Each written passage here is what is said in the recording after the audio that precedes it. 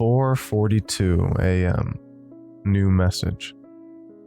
Written by Happy Otter 03 and narrated by ClancyPasta.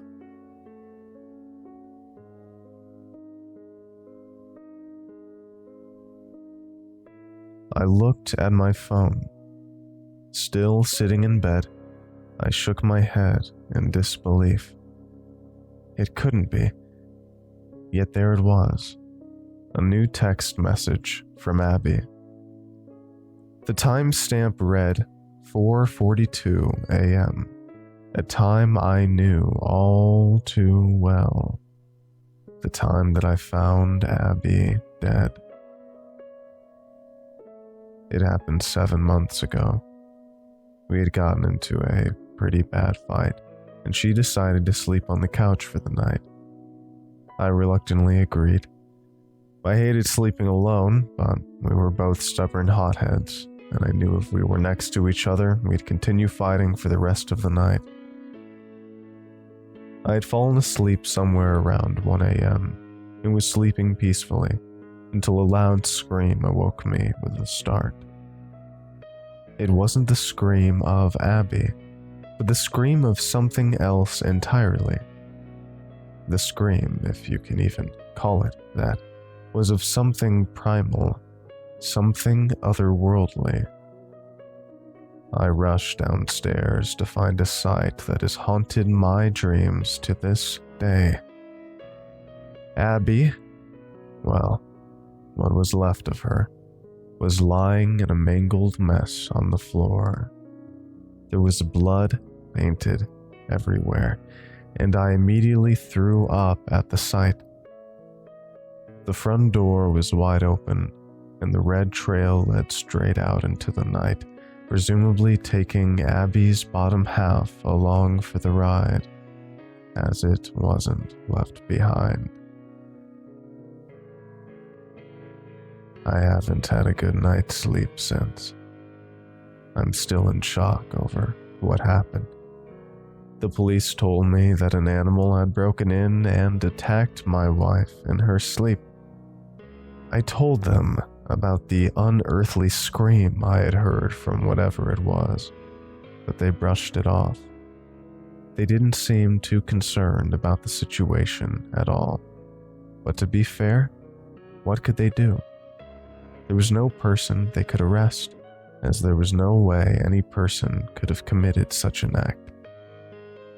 I got no closure over the situation, as I still have no idea what happened, which made it worse when I got this text.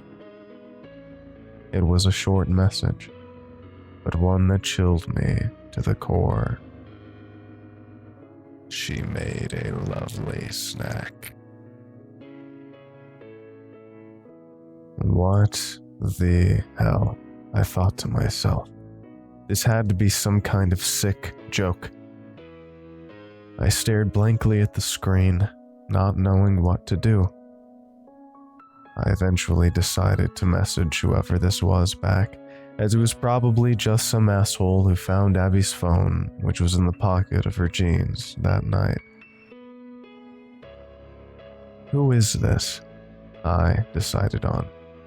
It was cliché, I know, but it was all I could think of. It didn't take long for the person on the other end to reply. Excellent question, but allow me to ask you one first, it said. Why didn't you save her? She was so helpless, so innocent, so vulnerable. You could have saved her. She screamed for you, and you did nothing. Why? You son of a bitch, I screamed, when I noticed it started to type again. I waited to see what it had to say. Now, Daniel, that's not very nice. Do you kiss your wife with that mouth?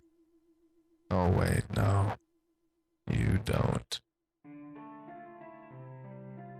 I was seething at this point, but the anger then melted into fear as I replied to the stranger.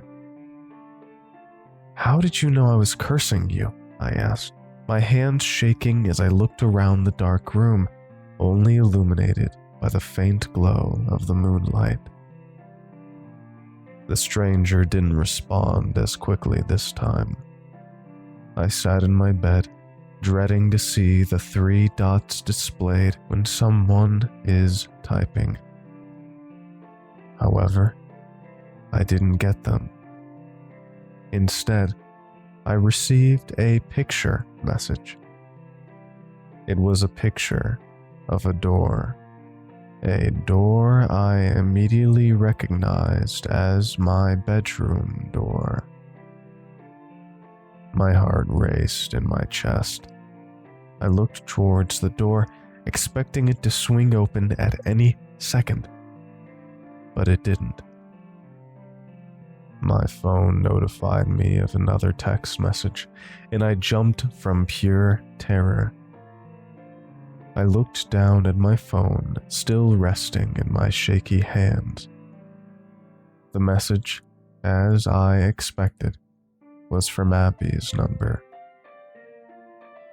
"Don't worry, Daniel. I'm not going to kill you. Actually, I'm just here to deliver a gift to you.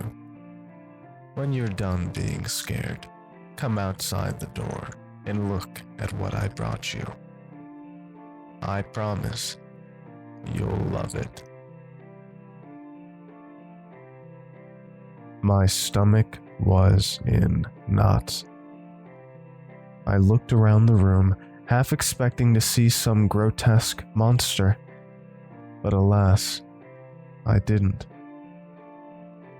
I turned on the bedside lamp and waited for another 10 minutes or so before I lifted the covers, nervously got out of bed, and walked to the door. I stood in front of it for a moment, contemplating if I really wanted to open it. I've seen many horror movies, and I knew that it was a bad idea to do so. I eventually gave in to temptation and grabbed the cold doorknob. I slowly turned it, but hesitated to open the door. "Come on, Dan, quit being scared. This is just someone playing a sick prank," I thought to myself, even though I didn't believe the foolish words rolling off my tongue. I yanked the door open. What I saw was not what I expected. It wasn't a monster. It wasn't the missing lower half of my wife. It was a piece of paper, folded up, lying on the wooden floor. I knelt down and picked it up, slowly unfolding it to reveal its contents.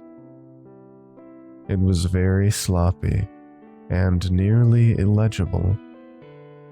I eventually was able to distinguish what was written. "See you tomorrow night." These events occurred last night. I'm writing this at 10:37 p.m. as a desperate plea for help. I know it's coming for me. My phone just vibrated. I'm scared to even look at it. Help me. Please, help me.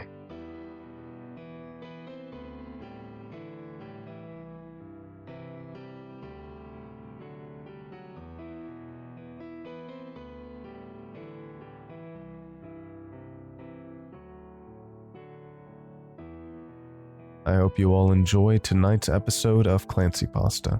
If you did, I'd really appreciate it if you would subscribe or follow for more. Give the video a like if you're on YouTube, and huge thanks to all of my supporters across Patreon and YouTube members and Anchor. If you'd like to support the show and get ad-free narrations as well, for as little as $1 a month, you can go over to patreon.com/ClancyPasta, and all of the new videos on here are going up there completely ad-free. Huge props to the author for writing such a fun, scary tale. And I will see you all very soon. Have a great night. Sweet dreams. Cheers.